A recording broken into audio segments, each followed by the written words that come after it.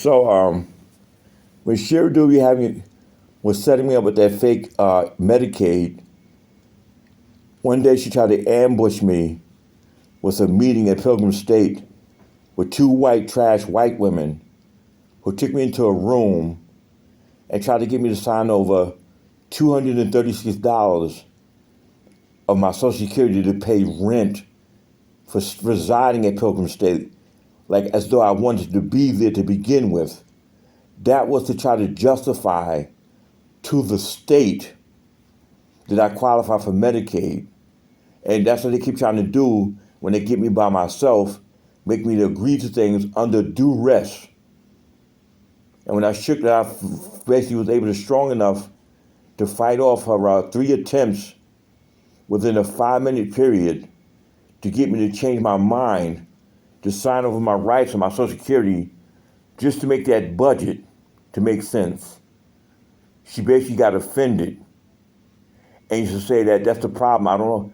I have a compliance issue, like I lack limited capacity.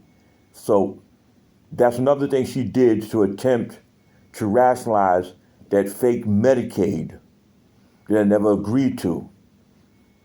That's why now I think about it, Jeffrey, in the group home, Alicia and Jessica Astad tried to put me on money management to get Shira Dubey off the hook when they was giving me the unsealed Abilify boxes for Karen Shetty to pump me up with to get me to change my thought process that perhaps I really had a problem.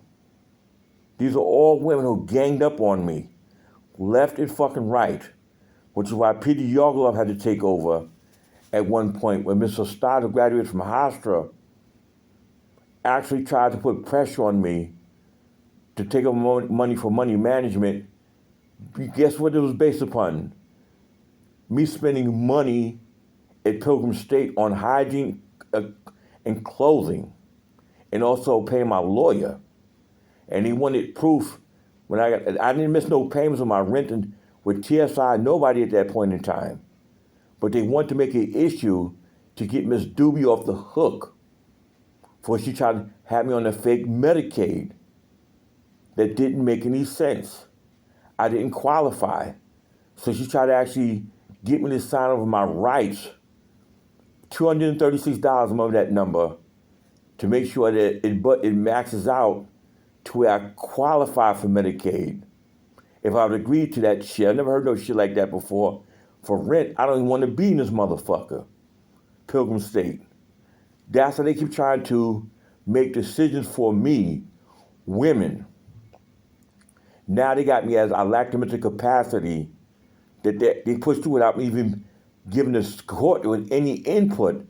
I've never heard of a case where the respondent or the defendant was not able or didn't give any input on his or her behalf. I didn't sign nothing with that lawyer, Rob Zeppelin, that any proof that if you record them conversations, play the motherfuckers back. I didn't give no input. Now they said they the judge appointed a guardianship, but now they're saying nobody wants to take me in because it's really confusing. And they won't let me go. All to protect Shira Dubey and that fake-ass Medicaid. And that was used to protect Kiki, my sister-in-law, trying to kill my niece, Brittany, and putting it on my father. Woman after fucking woman keeps trying to protect each other at different levels of the government.